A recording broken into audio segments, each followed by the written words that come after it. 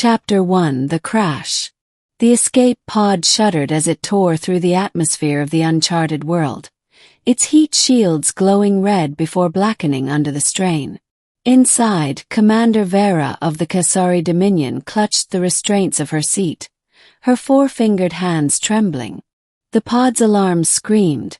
Oxygen levels critical, hull integrity failing, life support systems offline. She had expected to die in the void when her ship, the Dusk Talon, had been ambushed by Terran forces. The humans had boarded, their armored figures moving with terrifying precision, cutting down her crew without hesitation.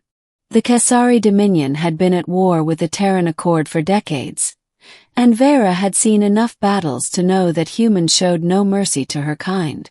The pod slammed into the ground, the impact rattling her bones. Smoke filled the cabin as the hatch hissed open, revealing a dense, alien forest beyond. Veyra coughed, her lungs burning as she stumbled out, her dark blue skin streaked with ash. She collapsed onto the moss-covered earth, her body aching. This is it, she thought. I'll die here, either from my wounds or from the humans who will surely hunt me down. Then she heard the footsteps. Chapter 2: The Human. Veyra's pulse spiked. She reached for the sidearm at her hip, empty. The plasma cartridge had been spent in the battle. She was defenseless. A figure emerged from the trees. Broad-shouldered, clad in a rugged environmental suit, its visor reflecting the dim light of the planet's twin suns. Human. Veyra's breath caught in her throat. She had seen humans before, through the scope of a rifle, on the decks of burning ships, their faces twisted in battle cries. But this one was different. He moved cautiously, his hands raised in a gesture she didn't recognize. "Easy," the human said. His voice modulated through the suit's speakers. "I'm not here to fight." Veyra's instincts screamed at her to run, but her legs refused to obey.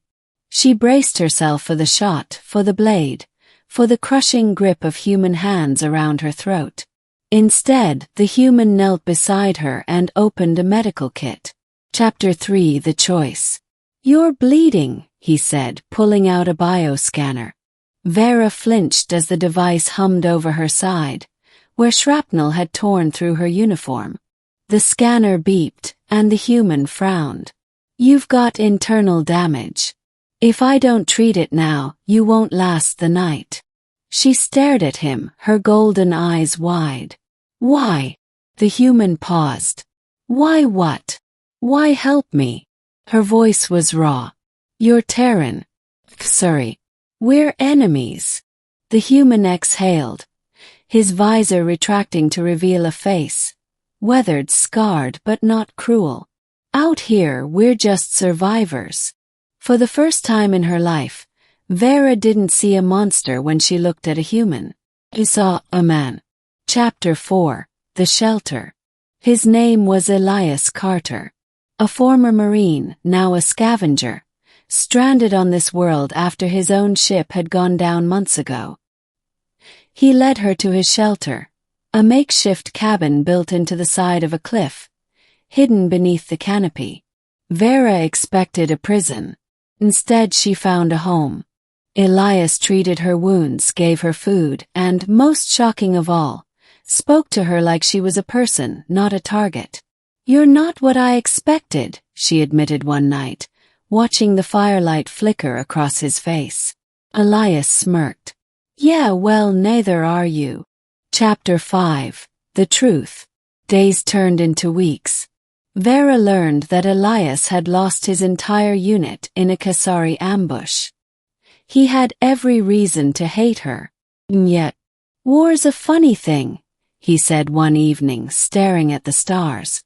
"Makes you forget that the people on the other side are just like you." Veyra felt something inside her shift. The propaganda of the Dominion had painted humans as ruthless beasts, incapable of empathy. But Elias had shown her kindness when he had every right to leave her to die. Chapter 6. The decision. Then the signal came. A distress beacon, pulsing from the wreckage of her pod. Kessari recovery team was coming. Veyra should have been relieved. Instead she felt dread. "You should go," Elias said, handing her a repaired communicator. "They'll find you soon." She hesitated. "What about you?" He shrugged. "I'll be fine." But she knew the truth. If the Kessari found him, they'd kill him on sight. Veyra made her choice. Chapter 7. The Stand. When the recovery team landed, she met them alone. "Commander Veyra," the squad leader greeted. "We thought you were dead." "There was no one else in the pod," she lied. The squad leader's eyes narrowed. "Scans show human tech nearby." Veyra stood firm. "Mistakes happen. Let's go home." For a tense moment, she thought they would press further. Then the leader nodded. As the ship lifted off, Veyra looked down at the shrinking forest, wondering if Elias was watching. Chapter 8. The Aftermath. Back on the Dusk Talon sister ship, Veyra was debriefed. She told them everything, except the truth about Elias. That night, in her quarters, she opened a hidden compartment in her uniform. Inside was a small data chip Elias had slipped into her hand before she left. She plugged it in. A message flickered to life.